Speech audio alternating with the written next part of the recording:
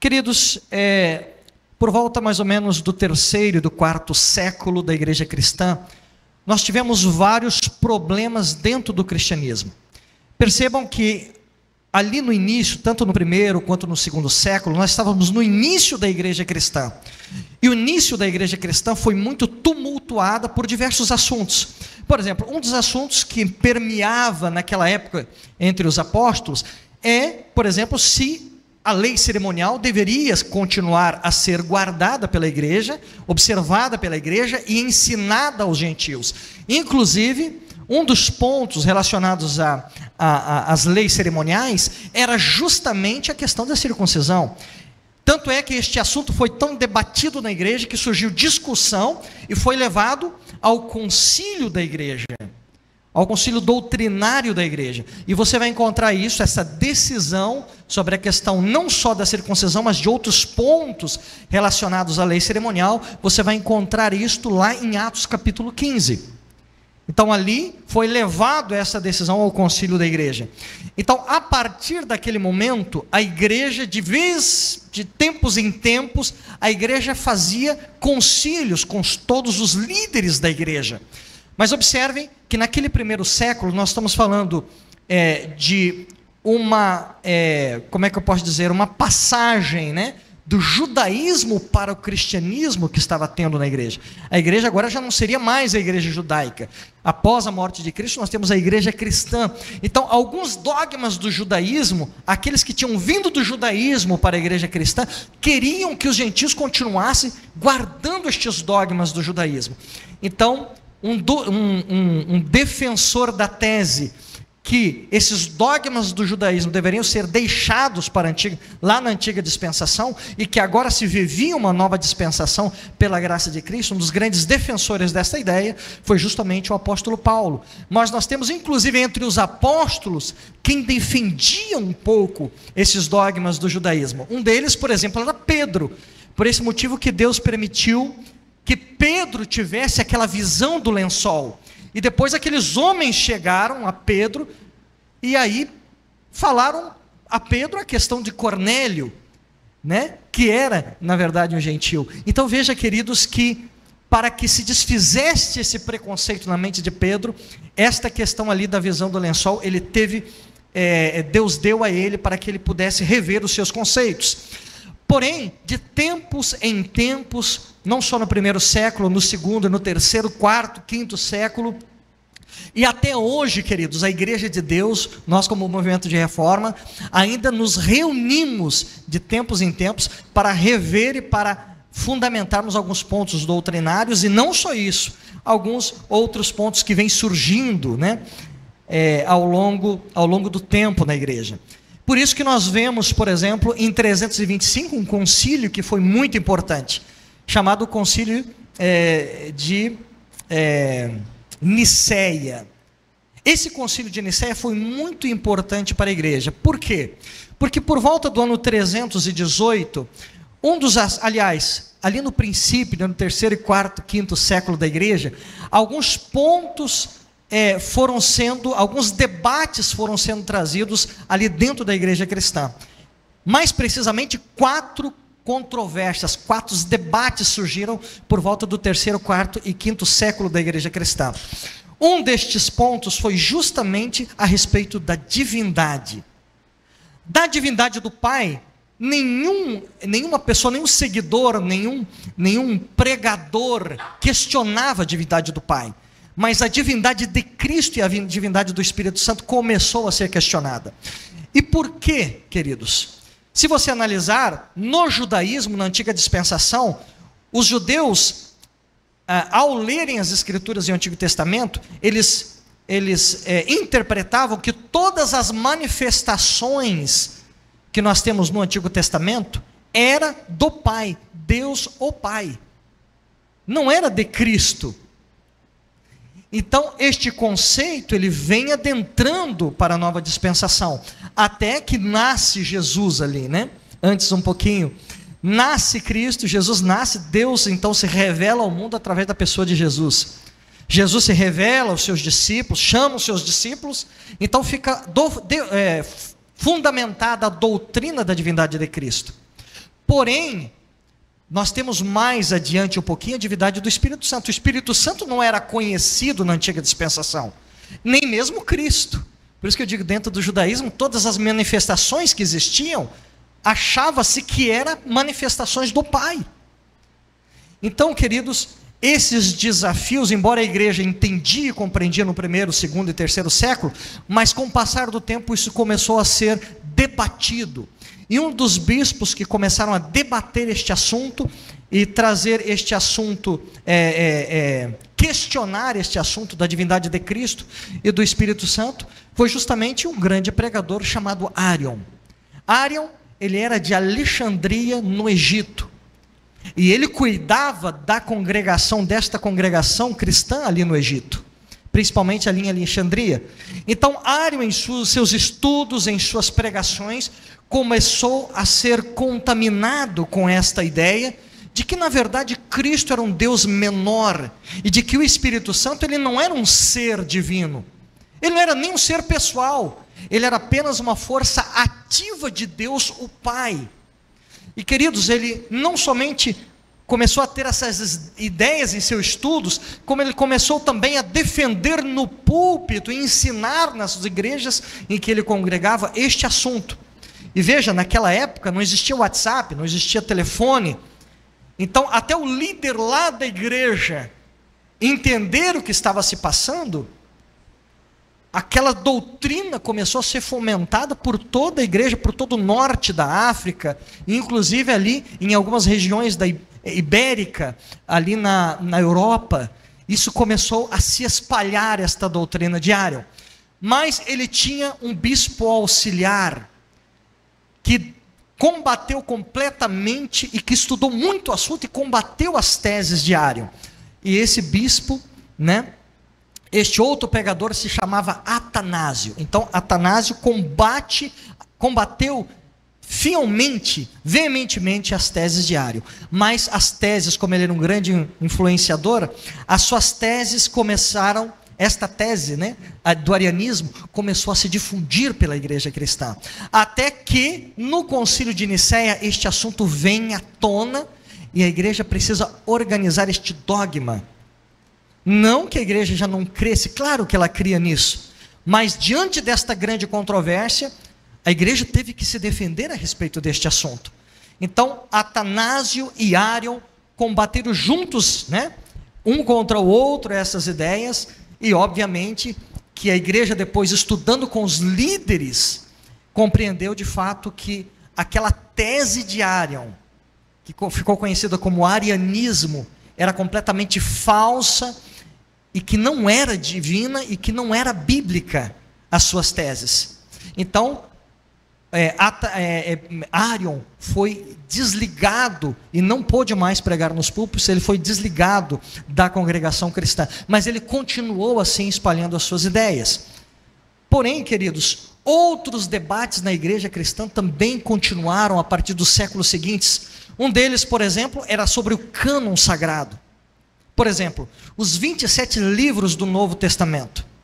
Depois nós temos um concílio de 393, temos o concílio de 391, onde estes pontos são debatidos e se chega à conclusão dos 27 livros do Novo Testamento, onde se tinha dúvidas quais eram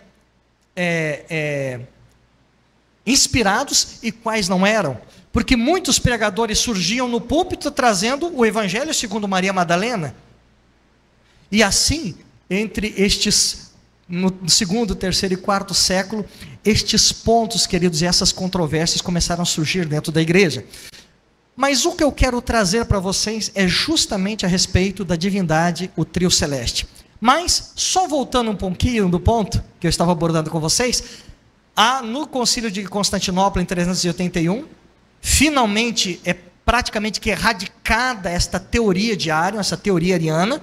Porém, anos e anos se passaram, alguns historiadores e alguns teólogos levantavam um pouquinho esta tese, mas logo ela morria, porque ela não tinha muito fundamento, até que em 1872, surgiu Charles Tazel Russell, e ele resgata essa doutrina ariana, inclusive trazendo uma versão nova na Bíblia, chamada Tradução Novo Mundo. E ele fundou a igreja Testemunha de Jeová, uma das igrejas que mais defende esta tese deste bispo de Arion, esta tese ariana, de que existe Deus o Pai, Jesus Cristo é um Deus menor, e que o Espírito Santo, na verdade, ele não existe, ele é só uma força ativa de Deus o Pai. Ele não é um ser pessoal, ele não é Deus. Então é assim que creem os testemunhos de Jeová, né? Com esta tese que eles resgataram de Arion, que ficou conhecido como arianismo. Então a igreja que mais defende essa tese hoje é a Igreja Testemunha de Jeová. Bom, mas queridos, eu quero analisar um pouquinho com vocês o que a Bíblia nos revela sobre a divindade. O que a Bíblia nos revela sobre Deus. Como cremos? Então eu quero que você pegue as suas Bíblias, se vocês aí na mídia puderem nos ajudar, eu vou citar alguns versículos bíblicos para a nossa compreensão, tá bom? O primeiro versículo bíblico se encontra em Deuteronômio capítulo 32 e o versículo 4. Deuteronômio capítulo 32 e o versículo 4.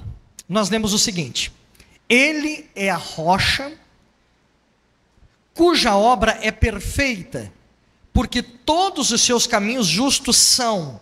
Deus é a verdade, e não há nele injustiça, pois justo e reto é quem? É o Senhor. Outro versículo interessante, antes de nós adentrarmos neste tema que nós precisamos compreender, encontra-se em Deuteronômio capítulo 29, verso 29. Este versículo é muito bem conhecido de todos nós. Diz assim a inspiração sagrada: as coisas encobertas pertencem ao Senhor, nosso Deus, porém as reveladas nos pertencem a nós e aos nossos filhos para sempre. Portanto, queridos, ao estudarmos este assunto, duas coisas nós precisamos entender, ao estudarmos este tema do trio celeste da divindade celestial. Primeiro, é que a igreja precisa preservar, e não só preservar, mas divulgar as verdades, os dogmas, os ensinamentos que ela tem. E este fundamento de Deus, queridos, a divindade, o trio celeste, é um fundamento da igreja, que vem lá do início da igreja cristã. E ela não deve morrer. Satanás tem constantemente lutado contra esta doutrina bíblica, que é a divindade do Pai, do Filho e do Espírito Santo. Tá bom? Então, esta é a primeira coisa que nós precisamos entender. Inclusive, isso está fundamentado em 1 Timóteo 3,15 e Mateus 28,19. A igreja deve ser coluna e firmeza da verdade. E conforme nós lemos aqui em Deuteronômio 32, verso 4, diz que Deus é a verdade. Então, a doutrina de Deus deve ser muito bem conhecida e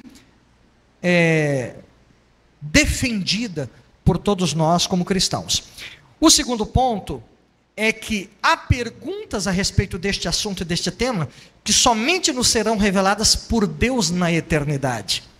Por isso que eu coloquei aqui, no início do nosso assunto, Deuteronômio 29 e 29, porque as coisas que são encobertas pertencem a Deus.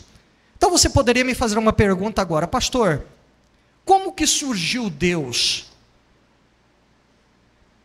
De onde vem Deus?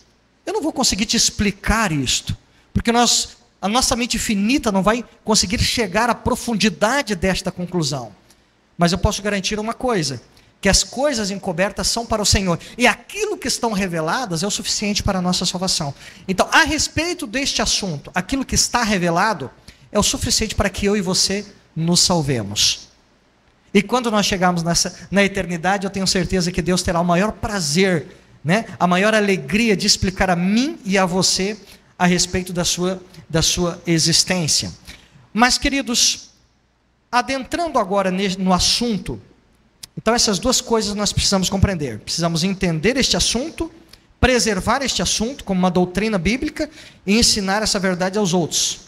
Portanto, ide, disse Jesus. E a segunda coisa que eu preciso entender é que muitas coisas a respeito deste assunto eu não vou conseguir realmente entender aqui nesta terra, somente na vida futura.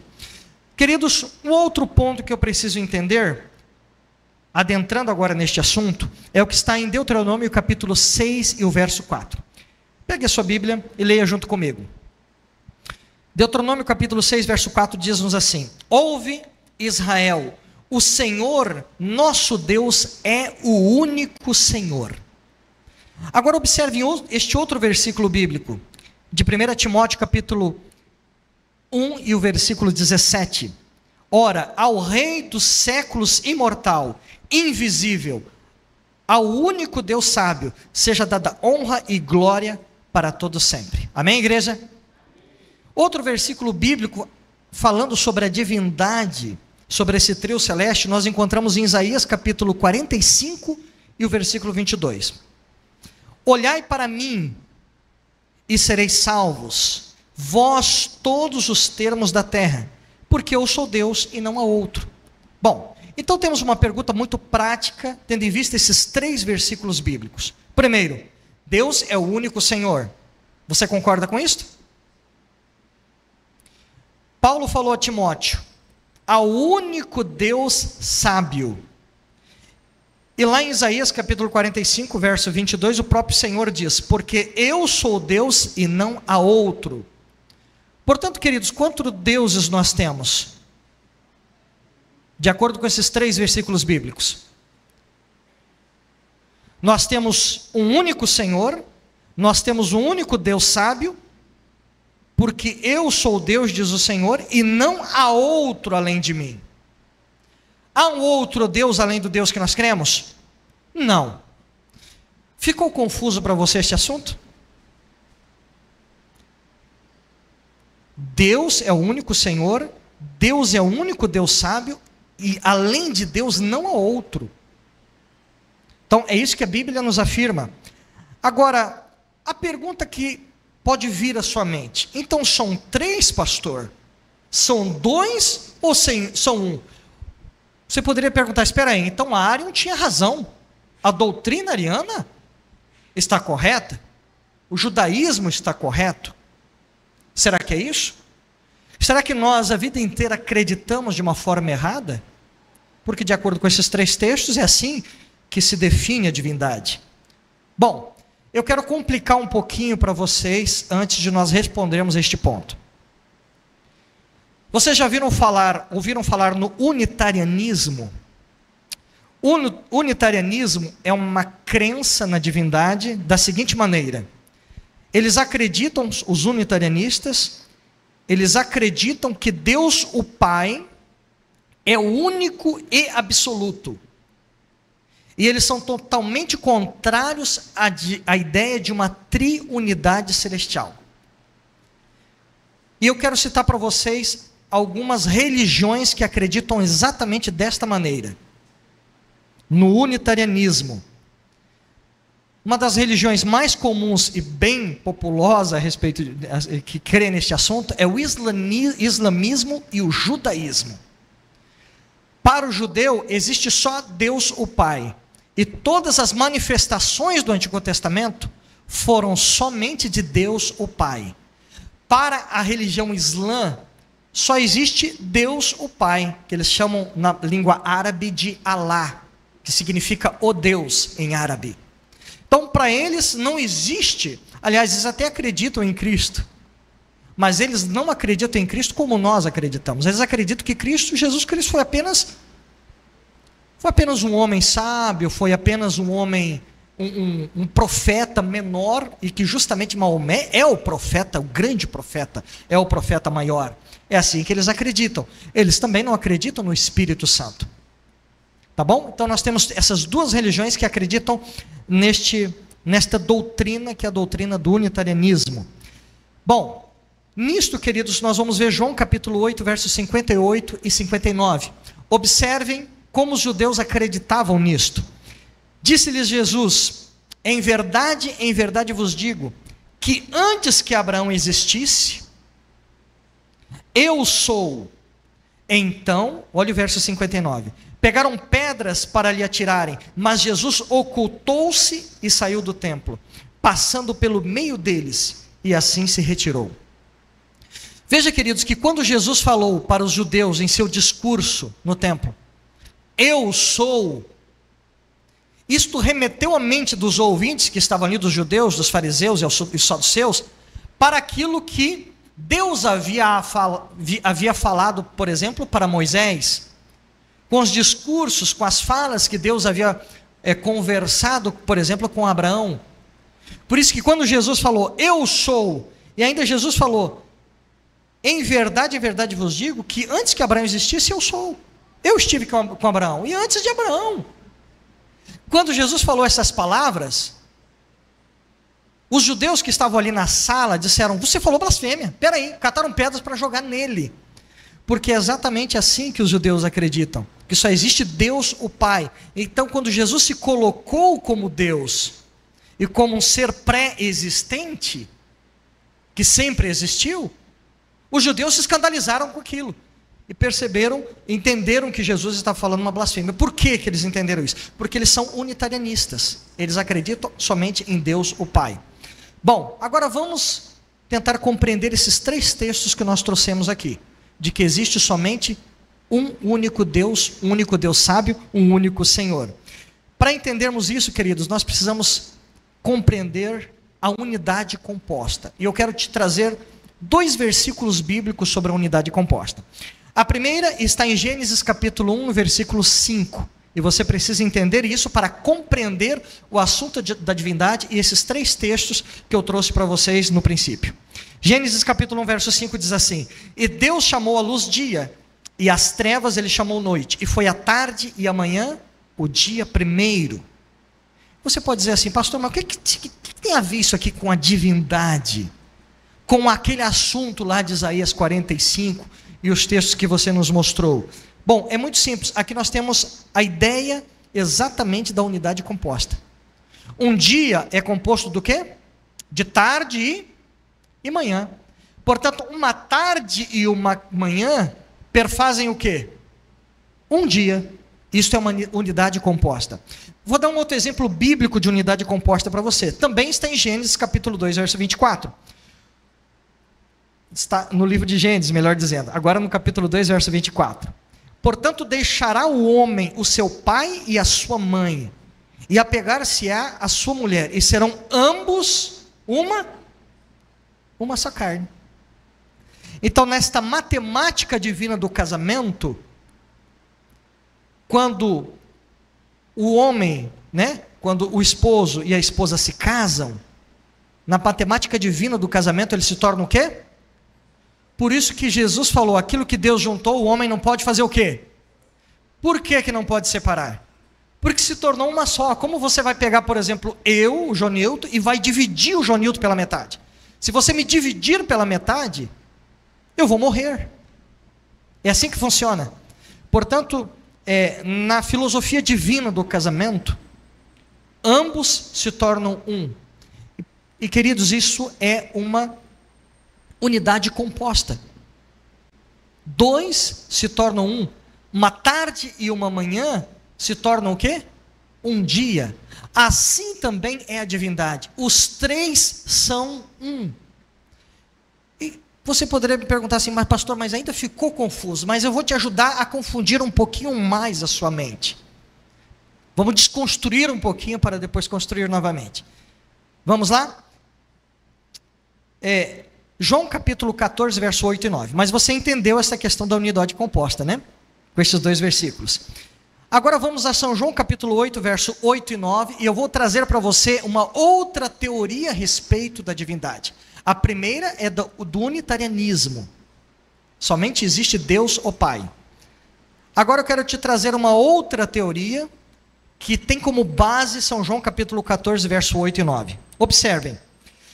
Disse Filipe a Jesus, Senhor, mostra-nos o Pai, e o que nos basta. Disse-lhes então Jesus, estou há tanto tempo convosco, Filipe, e não me tendes conhecido? Quem vê a mim, vê a quem? O Pai. Como dizes tu, Filipe, mostra-nos o Pai? Queridos, através deste texto bíblico, fundamentando-se neste texto bíblico, existe uma outra teoria com relação à divindade. A dos unicistas. Como acreditam os unicistas? Os unicistas creem diferente dos unitarianistas. Tá bom? Vamos entender a teoria dos unicistas a respeito da divindade, a respeito de Deus.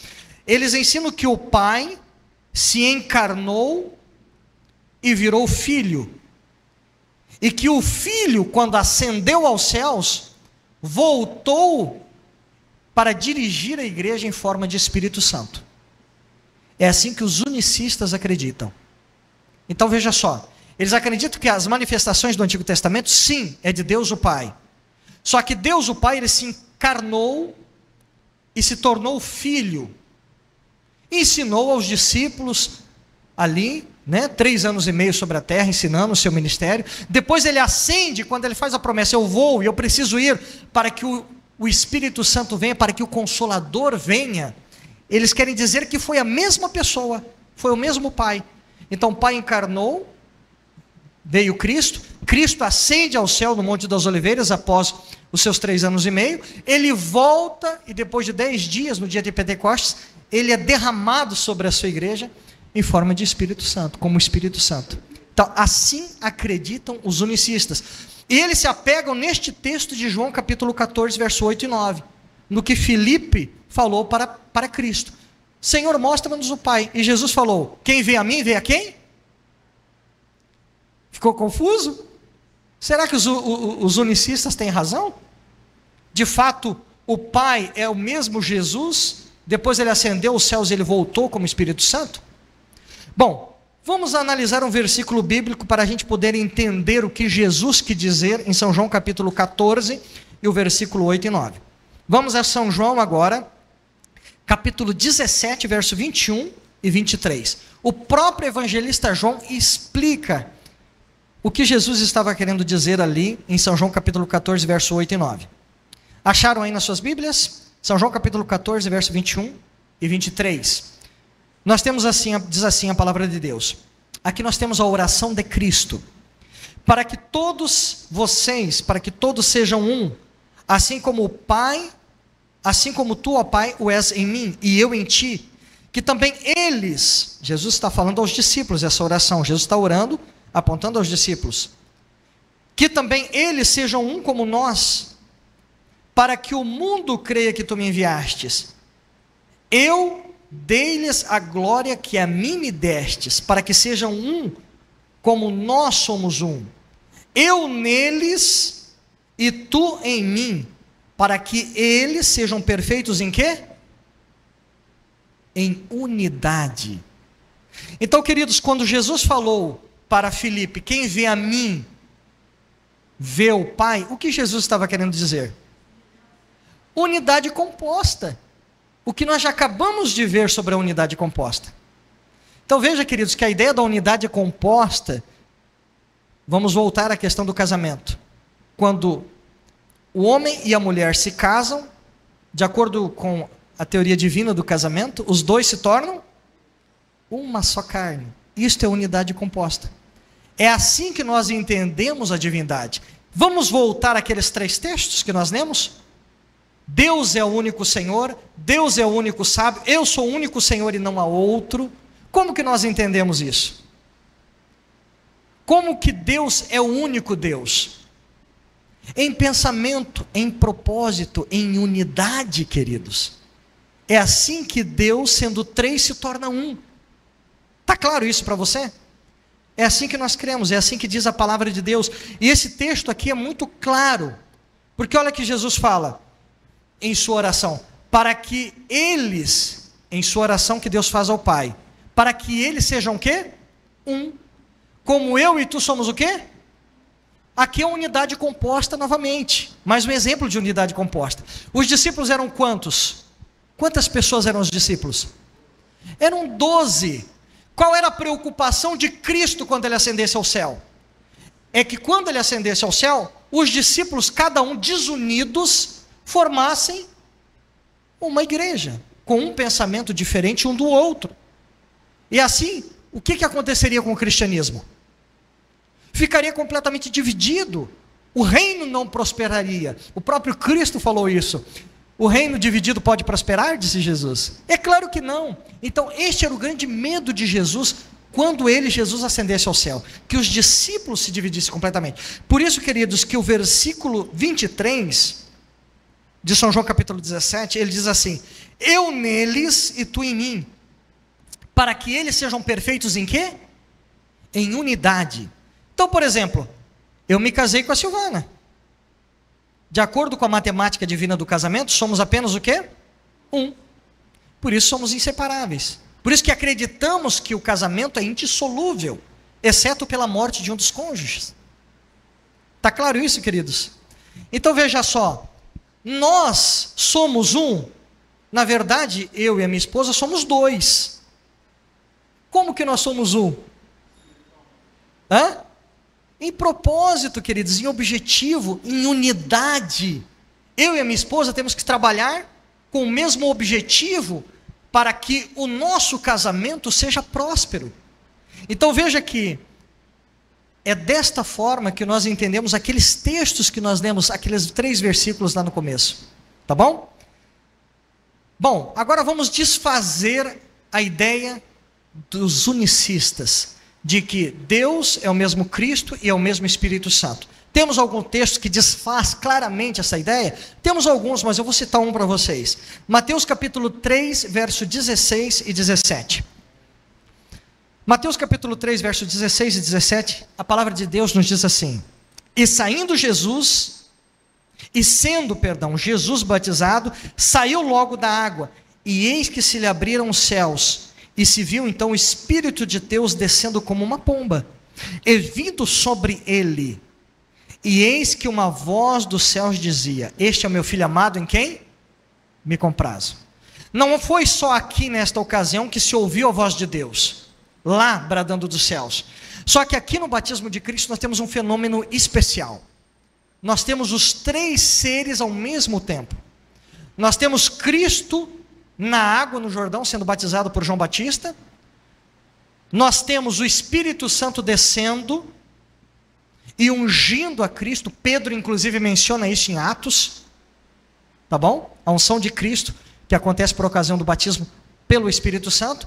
E nós temos o Pai bradando da onde? Bradando dos céus: este é o meu filho amado em quem me comprazo. Então, queridos, veja que no batismo de Jesus nós temos os 3 seres ao mesmo tempo, agindo ao mesmo momento. Então, como que a teoria unicista se fundamentaria? Se nós temos um texto, um versículo bíblico muito claro, e nós temos outro, onde não aparece os 3, mas aparece 2, por exemplo, onde Jesus está falando com os gregos, e ele pede que o Senhor, Deus se manifeste, o Pai se manifeste, e ele se manifesta bradando dos céus. Se não me falha a memória, está no capítulo 7, ou capítulo 6, ou capítulo 7 do Evangelho de João.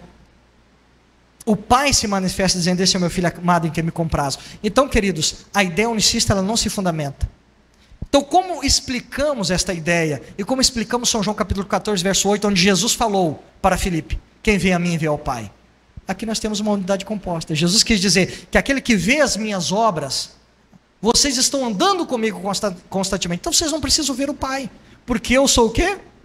A representatividade do Pai. Porque eu e o Pai somos um, assim como vocês, discípulos, são 12, mas precisam ser um, agindo juntos em questão de unidade. Vamos a um outro ponto, queridos, e eu queria abordar com você o que está escrito em São João capítulo 1 e o versículo 26. São João capítulo 1 e o versículo 26. E aqui, queridos, nós temos a divindade na criação. E Deus disse: façamos o homem o quê? A nossa imagem e a nossa semelhança. E aqui, queridos, em Gênesis nós temos um ponto curioso que eu quero abordar com você. De Gênesis capítulo 1, verso 1, a Gênesis capítulo 2, verso 3, nós temos mais de 30 vezes a palavra Elohim. Nós temos 2 palavras para Deus no Antigo Testamento, no hebraico. Uma é Elohá e outra é Elohim. De Gênesis capítulo 1, verso 1 a Gênesis capítulo 2, verso 3, nós temos mais de 30 vezes a palavra Elohim. Então, quando você lê em Gênesis capítulo 1, verso 1, que diz lá, né? No princípio criou Deus. Aquela palavra Deus é a palavra Elohim que está ali, que é Deus no plural. Não está se referindo a deuses. Está falando Deus como único ser, mas na verdade sendo 3. como único, né, ser divino, mas na verdade sendo três, no sentido de unidade. E você vai perceber isso, queridos, que ao longo da criação aparece os três seres, inclusive aqui em Gênesis capítulo 1, verso 26, onde Deus, ao criar o homem, o que ele fala? Façamos. Por que ele falou façamos? Os anjos que iam fazer o bonequinho de barro, que ia soprar no nariz de Adão e fazer dele um ser vivente? Quem tinha esse poder? Os três seres que estavam ali, da divindade. Por isso que de Gênesis capítulo 1, verso 1 a Gênesis 2, 3, nós temos mais de 30 vezes a palavra Elohim. O Deus, a palavra Deus que aparece ali é Deus no plural. Tá bom, queridos? É a divindade, são os três seres ali, diretamente na criação. Outro ponto interessante que fundamenta a nossa fé, de que a divindade é composta de três seres distintos, nós vemos após o pecado, não somente na criação. Um outro versículo bíblico está em Gênesis capítulo 3, verso 22. Observem comigo. Então disse o Senhor Deus: eis que o homem é como um de nós, sabendo o bem e o mal. Ora, para que ele não estenda a sua mão e tome também do fruto da árvore da vida e coma e vive eternamente. Então Deus ali tomou a decisão de tirar o homem do jardim do Éden. Mas observem esta palavrinha que aparece aqui. Então disse o Senhor Deus: eis que o homem é como um de quem? De nós. Agora observem aquilo que Satanás falou para Eva. Satanás disse para Eva: Deus sabe que se vocês comerem deste fruto, os vossos olhos serão o quê? E vocês vão ser como quem? Como Deus, sabendo o quê? Agora observe que em Gênesis 3, 22, a divindade se reúne e diz assim: então disse o Senhor Deus. Aqui, o Senhor Deus é a divindade. Eis que o homem é como um de quê? De nós. Por que o homem se tornou um de nós? Se Deus fosse o único e ele estivesse ali só o único Deus, só ele como Deus, e nós crêssemos no unitarianismo, o que ele diria? Eis que o homem é como eu. Ele não diria como nós, conhecendo o bem e o mal. Está claro isso para vocês? Por isso que Satanás falou para Eva: Deus sabe que no dia que você comer do fruto, você vai ser como quem? Como ele, Deus. Não como os anjos, Satanás falou. Você vai ser como ele, Deus, conhecendo o bem e o mal. Então veja que Gênesis capítulo 3, verso 22, mesmo após o pecado, a Bíblia reforça no Antigo Testamento a existência de mais de um ser divino. Por isso que Deus aqui fala: o homem é como um de nós. E nós vemos, queridos, que em momentos difíceis da história da humanidade, os três estão presentes. Na criação do homem, façamos. Após o pecado, quando o homem cai em pecado, o homem é como um de nós. Então ali eles se aconselham para tirar, desligar o homem, tirar o homem, expulsar o homem do jardim do Éden. E nós temos uma outra menção bíblica da divindade junta, resolvendo um outro problema. Gênesis capítulo 11, verso 7. Nós temos aqui mais um detalhe, mais um momento em que a divindade se reúne. Diz assim a palavra de Deus: eia, desçamos e confundamos ali a sua língua, para que não entenda uma língua do outro. Quem desceu? A divindade. Por isso que ele se aconselha no momento agora difícil. O homem está ali construindo uma torre em desafio a Deus, por aquilo que ele já havia falado, que a terra não seria destruída com águas do dilúvio. Em desafio dele, eles estão construindo a torre. E agora Deus percebe, não só o Pai, mas a divindade percebe, os três percebem, que esse detalhe precisa ser resolvido. Então eles se aconselham, e por isso que nós temos em Gênesis 11, 7, diante dessa dificuldade na humanidade, os três atuando novamente. Desçamos e confundamos, está no plural. Façamos o homem à nossa imagem e semelhança, no plural. Agora o homem é como um de nós, de novo no plural. Então a divindade se aconselhando nesses momentos difíceis da história da humanidade. Agora, queridos, eu quero analisar com você Atos capítulo 7, verso 3. Vamos sair aqui da criação, do pós do pecado, de Gênesis, e vamos lá para a igreja, cristã. Atos capítulo 7, verso 55 diz assim: Mas ele, estando cheio do Espírito Santo, está falando de Estevão, a pregação de Estevão. Mas ele, estando cheio do Espírito Santo, fixando os olhos no céu, viu a glória de Deus e Jesus que estava à direita de Deus. Então veja, queridos, que mais uma vez a tese unicista se desfaz. Porque Estevão, ali estando apedrejado, ele tem uma visão e ele olha para o céu. E ele vê a glória de Deus, e quem estava sentado à direita de Deus? Quem? Mas aqui nós temos três, né? Observe. Mas ele, estando cheio do Espírito Santo, do poder do Espírito Santo, fixando os olhos no céu, viu a glória de quem? De Deus. Do lado à direita de Deus, quem estava sentado? Mais uma vez combatendo a tese unicista. Por isso que eu falei, né? Existem outros versos, a gente não vai entrar em detalhes, mas este é um versículo claro, de que a ideia unicista está errada, de que Deus é o mesmo Cristo, e que o Cristo é o mesmo Espírito Santo. Aqui nós vemos os três seres, sendo visto, né? Aqui por Estevão. Bem, queridos, Paulo nos mostra a obra dos três seres divinos. E eu quero que você leia comigo o texto que nós lemos antes de orar. 2 Coríntios capítulo 13, verso 13. Diz assim a palavra de Deus: a graça do Senhor Jesus Cristo e o amor de Deus e a comunhão do Espírito Santo esteja com todos vós. E ele ainda diz amém no final. Amém, igreja? Mais uma vez aqui, o apóstolo Paulo, em sua carta aos Coríntios, ele saúda a igreja, apresentando os três seres distintos da divindade. Ele fala que a graça de quem? De Jesus Cristo. O amor de quem? De Deus o Pai. E a comunhão de quem? Do Espírito Santo esteja com todos vocês.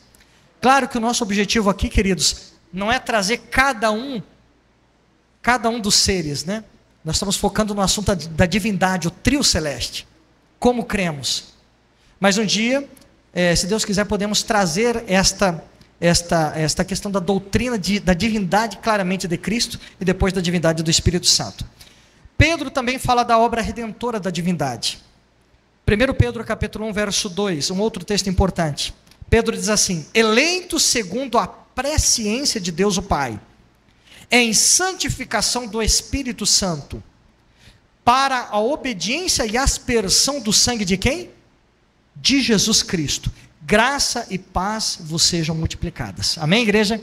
Mais uma vez, um outro apóstolo, agora não é Paulo, agora é Pedro, demonstrando aqui os três seres da divindade claramente. Fala da presciência de Deus o Pai, fala da santificação que é promovida nos corações do crente através da obra do Espírito Santo, e ele fala da aspersão do sangue de Jesus Cristo sobre todos os crentes. Mais uma vez, os três seres distintos aqui, trazido pelos apóstolos. Queridos, agora eu quero trazer a conclusão deste assunto, trazendo dois textos inspirados para vocês. Vamos lá. Só um instantinho. Aqui. Um está em Evangelismo. Vamos ver se eu vou conseguir aqui ler o texto, que está bem pequenininho. Vamos lá. Os eternos dignatários. Esse texto está em Evangelismo, página 616. Os eternos dignatários celestes, Deus, Cristo e o Espírito Santo. Olha a inspiração, destacando os três seres divinos. Unindo-os discípulos, de energia sobre-humana, avançariam com eles, está no plural, né? Quer dizer, no futuro, avançariam, né? Mas está falando dos três seres. Avançariam com eles para a obra e convenceriam o mundo do pecado. Isso está no Evangelismo, página 616, falando sobre os três seres. Ellen White comenta aqui. Quero trazer um outro texto, página 617 do livro Evangelismo. cumpre-nos cooperar com os três poderes mais altos no céu: o Pai, o Filho e o Espírito Santo. Atentem-se para essa primeira parte do texto inspirado. Cumpre-nos cooperar com quantos seres? 3 seres. Queridos, é importante nós estudarmos sobre este assunto, porque esta doutrina da divindade do trio celeste, ela já trouxe muitos problemas dentro da igreja. Não só da igreja cristã, dentro do próprio adventismo havia problema, e inclusive dentro do nosso meio já surgiram irmãos com dificuldade de compreender este assunto. Então veja que não só biblicamente, mas a inspiração traz muito claro os 3 seres divinos. Sem falar que no tempo de Ellen White existia um hino que falava sobre os 3, Pai, Filho e o Espírito Santo. E ela em nenhum momento disse para tirar do hinário aquele hino, tá bom? Falando sobre a divindade, sobre os 3 seres divinos. Bom, queridos, eu quero concluir resumindo o assunto que nós trouxemos hoje. Então vamos lá. E aqui nós temos uma das declarações mais importantes para que a gente compreenda este assunto. Resumidamente. Em certo sentido, a doutrina da Trindade é um mistério que jamais seremos capazes de entender plenamente, disse certa vez um teólogo. Podemos, todavia, compreender parte de sua verdade, resumindo o ensinamento das Escrituras em 3 declarações. Eu quero que você preste atenção nessas 3 declarações. Elas estão fundamentadas na Bíblia e no Espírito de profecia, e é exatamente como cremos, como um movimento de reforma. Primeiro, Deus é 3 pessoas. Deus é 3 pessoas. Tá bom? Por isso que Isaías capítulo 45 que nós lemos diz: eu sou o único Deus e fora de mim não há outro. Mas nós já explicamos isso, né? Que é no sentido de unidade. Unidade composta. É desta forma que nós entendemos esse texto bíblico. Outro ponto.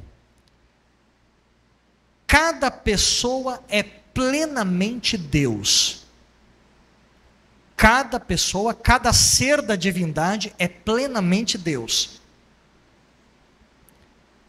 Terceiro aspecto, para a gente resumir este assunto. Há um só Deus. Então veja, Deus é 3 pessoas. A divindade é composta de 3 seres divinos. Segundo ponto. Cada pessoa, cada ser da divindade é plenamente Deus. E concluindo, há só um Deus. Amém, igreja, por isso? É assim que nós cremos. Se você depois quiser mais tarde esse estudo, eu posso mandar enviar a você, tá bom? Mas o mais importante de tudo, queridos, que a graça e a comunhão de Deus, o Pai, de Jesus Cristo, do Espírito Santo, esteja com cada um de vocês. Que o Senhor nos abençoe. Amém, igreja?